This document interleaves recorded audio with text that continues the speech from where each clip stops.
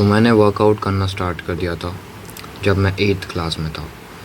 और उससे पहले मुझे पता ही नहीं था कि बॉडी किस तरीके से बनती है, लाइक उसके पीछे का साइंस क्या है, क्या होता है बॉडी के अंदर कि जिससे वो हाथों का साइज़ बढ़ जाता है। मुझे कुछ नहीं पता था और मैं करता भी नहीं था।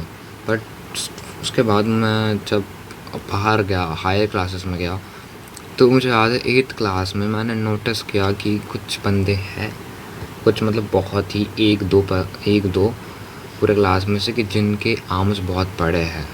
लाइक हम लोग लॉकडाउन से आए थे तो बहुत टाइम से उनको देखा नहीं था, बट जब उनको देखा तो उनमें से या एक दो बंदा बोल रहा हूँ मैं, बहुत लोग को बोल रहा हूँ ना, तो उनके आर्म्स का साइज़ बहुत बड़ा था। अब मे बी वो जेनेटिक्स हो सकता है या कुछ। तो मुझे लगा क्या कैसे इतने बड़े 4 आर्म्स, कैसे इतना बड़ा बाइसेप, लाइक वो डोला कैसे, मुझे कुछ पता नहीं था। तो मैं गया यूट्यूब पे और मैंने यूट्यूब पे सर्च किया एंड देन मुझे पता चला उसके पीछे का साइंस कि कैसे मसल बनते हैं।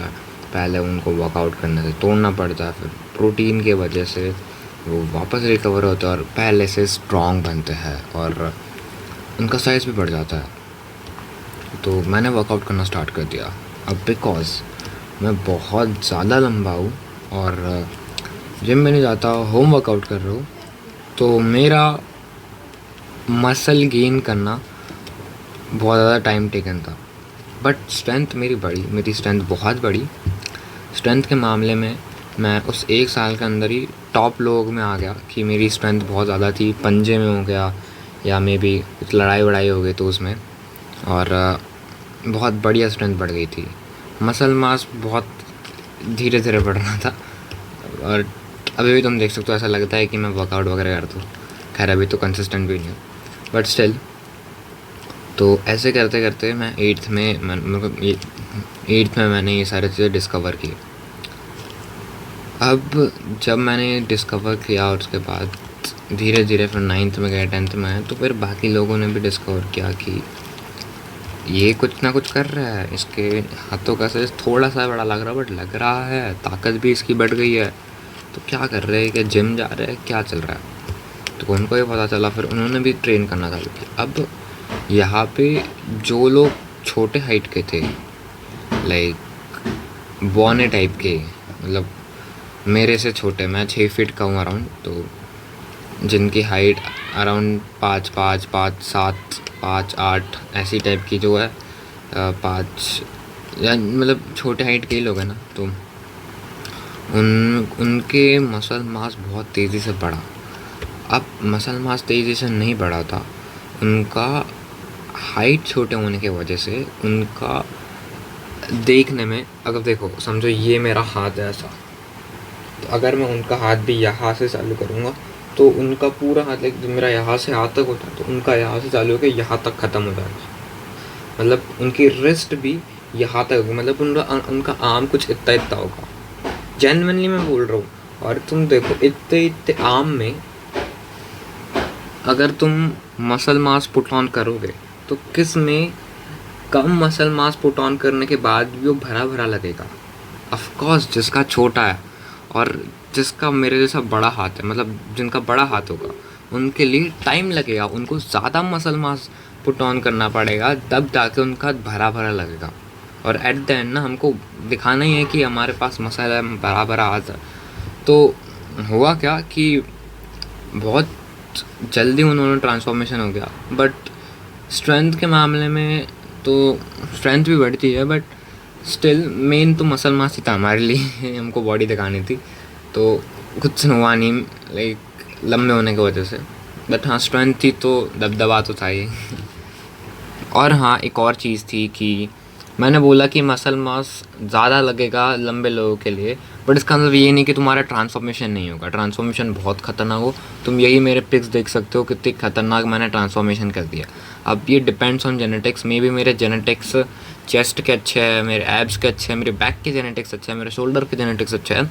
बस मेरे बाइसेप और आर्म्स, 4 आर्म्स, ये जो बाहर दिखते हैं ना, इनके मेरे जेनेटिक्स उतने अच्छे नहीं है, तो इनको मेरे को ज़्यादा फोकस करके उनको ज़्यादा ट्रेन करना पड़ेगा। तो अगर तुम बॉडी दिखानी भी है ना, तो तुम दिखा पाओगे। अब डिपेंड्स ऑन तुम्हारे जेनेटिक्स की कौन सा तुम्हारे अच्छी ज़्यादा मस्कुलर दिख रही है। जब हमारे फ्लेक्स करते थे ना, तो हम लोग शर्ट या टी शर्ट उतारते थे स्कूल में बाथरूम में जाके, तो जब मैं उतारता था तो मेरी चेस्ट, और मैं जब वो ऐसा वाला पोज देता था तो मेरे शोल्डर और ट्राइसेप के कट्स, और उसके बाद जब बैक दिखाता तो बैक के बहुत ख़तरनाक, और फिर जब वो साइड पोज वाला जिससे मेरे एब्स का सेपरेशन दिखता था, साइड डेल्ट को मैं फ्लेक्स करता था, तो बहुत ख़तरनाक वो दिखता था। बस कि मेरे आर्म्स छोटे थे, 4 आर्म, तो उसके लिए, बट उनमें स्ट्रेंथ थी। जिनके 4 आर्म्स मेरे से बड़े थे, वो लोग भी मेरे से हार जाते थे। अब उनको लगता था कि मेरा हाथ बड़ा है और वो सब चीज़ें, तो हाँ उसका मेरे को एडवांटेज मिलता था, but at the end strength भी तो मैटर करती है। उनसे ज़्यादा स्ट्रेंथ थी मेरे में, दैट्स वाई वो हार गए। तो अगर तुमको भी अपना ट्रांसफॉर्मेशन करना है और तुम जिम नहीं जा सकते, या जिम जा भी सकते हो, तो मैं तब भी रिकमेंड करूँगा कि 1 महीना या 2 हफ्ते एटलीस्ट घर पे वर्कआउट करो। और जो लोग नहीं जिम जा सकते, चिंता मत करो, मैं हूँ, मैं अभी भी जिम नहीं जाता, मैं अभी भी घर पे वर्कआउट करता हूँ। तो तुमको सबसे पहले कुछ बेसिक एक्सरसाइज स्टार्ट करने हैं, लाइक पुशअप, पुलअप, स्क्वाट्स, ये मेन 3 एक्सरसाइज। अब अगर तुमने कभी भी अपने लाइफ में इन्हें नहीं किया होगा तो तुमसे ये बिल्कुल नहीं होगा। स्क्वाट हो जाएगा, बस स्क्वाट हो जाएगा, बट पुलअप पुशअप्स नहीं होगा। तो इसके लिए तुमको धीरे धीरे जाना है। अब इसमें प्रोग्रेशन होता है। सबसे पहले पुशअप्स में तुम अपने पैर नीचे टच करके पुशअप मार सकते हो, वो ईजी होगा। फिर धीरे धीरे अपने पैर टच मत करना ज़मीन को, और फिर धीरे धीरे तुम नॉर्मल पुशअप में आओगे। फिर वहाँ से भी प्रोग्रेस होता है, फिर डायमंड पुशअप्स होता है, फिर आर्चरी पुशअप्स होता है, बहुत सारी चीज़ें होती है। तुम गूगल पे जाके अगर ChatGPT से पूछ सकते हो, वह तुमको बता देगा अच्छे से। फिर आता है स्क्वाट्स में तो नॉर्मल है। इसमें प्रोग्रेशन क्या कर सकते हो कि तुम कुछ, जब तुम्हारे अच्छे खासे स्क्वाट्स तुम हो पाओ, तुम्हारे स्ट्रेंथ बढ़ जाए, तो तुम फिर बैग वैग लेके, बुक्स वगैरह हैवी चीज़ें लेके स्क्वाट करना, जिससे वज़न आएगा और मसल फटीक होगा और तुम्हारा मसल बढ़ेगा। अब आते हैं पुलअप्स की। पुलअप ये थोड़ी हार्ड एक्सरसाइज होती है, क्योंकि पुशअप तो तुम एक बार के लिए कर लोगे, बट पुलअप्स के लिए तुम्हारी बैक बहुत स्ट्रांग होनी चाहिए और फोरआर्म, क्योंकि तुम अपने पूरे हाथों से अपने पूरे शरीर को उठाते हो, तो इसमें ज़्यादा रैप निकालना मेरे लिए भी हार्ड होता है।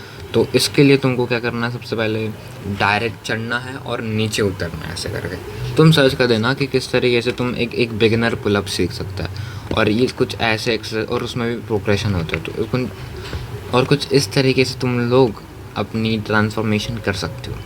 मैं तुमको स्टार्टिंग में रेकमेंड नहीं करूँगा कि डाइट पे फोकस करो, क्योंकि अगर तुम वेजिटेरियन हो तो तुम्हारे लिए वैसे भी बहुत ज़्यादा ये होगा, मुश्किल होगा डाइट को पूरा करना। और एज अ बिगनर तुमको सबसे पहले तुम्हारे बॉडी को उतना काबिल बनाओ, क्योंकि अगर तुम्हारे बॉडी में उतना मसल मास ही नहीं है, तो और तुम बहुत ज़्यादा प्रोटीन ले रहे हो, 100 ग्राम प्रोटीन ले रहे हो, तो फिर वो एब्जॉर्ब ही नहीं होगा, वो डायरेक्ट चला जाएगा, निकल जाएगा तुम्हारे बॉडी से, डाइजेस्ट ही नहीं कर पाएगा। तो पहले तुमको थोड़ा मसल मास पुट ऑन करना पड़ेगा अपने नॉर्मल डाइट। और अभी भी मेरे को 3 साल हो गए, मैं अभी भी कुछ स्पेशल खाता नहीं हूँ।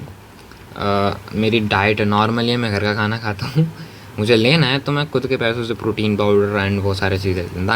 अगर तुमको कोई सप्लीमेंट लेना ही है तो अभी के लिए क्रेटीन लो। क्रेटीन एक ऐसा सप्लीमेंट है जो कि तुमको स्ट्रेंथ बढ़ाने में मदद करता है। मतलब वो बेसिकली पानी में डाल के रोज़ 1 गिलास पीना पड़ता है, जिससे कि वो तुमको एक एक्स्ट्रा 3-4 रैप मारने में मदद करता है। और ये मैंने लिया है तो मैं रेकमेंड कर रहा हूँ। मसल ब्लेज का मोनोहाइड्रेट क्रेटीन तुम लोग ले सकते हो। ये तुम्हारे बॉडी में डिज़ोल्व हो जाता है, और जब तुम जिम में, तब तुम्हारा आखिरी रैप होता है और तुमसे नहीं हो रहा, तुम्हारी फट गई रहती है कि नहीं हो रहा, नहीं उठ रहा, तो क्रेटीन तुमको और एक्स्ट्रा 2-3 रैप मारने में मदद करेगा, जिससे तुम्हारा एक्स्ट्रा मसल मास फटीक होगा और वो और अच्छे से रिकवर होगा और स्ट्रॉन्ग देगा। और इसके ना साइज़ में भी डिफरेंस दिखता है कि तुम्हारा साइज़ भी इंक्रीज़ होता है, मसल का ऐसा फुलर दिखता है तुम्हारा बॉडी। तो क्रेटीन ले सकते हो, लेना है, बट मैं अभी तो एज अ बिगिनर तो रेकमेंड नहीं करूँगा। अगर तुम जिम वर्कआउट नहीं करते हो तो फालतू का पैसा खर्च मत करना और क्रेटीन मत लेना। अगर तुम वर्कआउट करते हो तब भी लेना। तो आई होप तुमको ये वीडियो पसंद आया होगी, तो एक लाइक कर देना और चैनल पे नहीं तो सब्सक्राइब भी कर देना। I will see you in the next video. Till then, as usual, thanks for watching. Keep supporting, keep loving, and thanks so much for watching. Bye bye.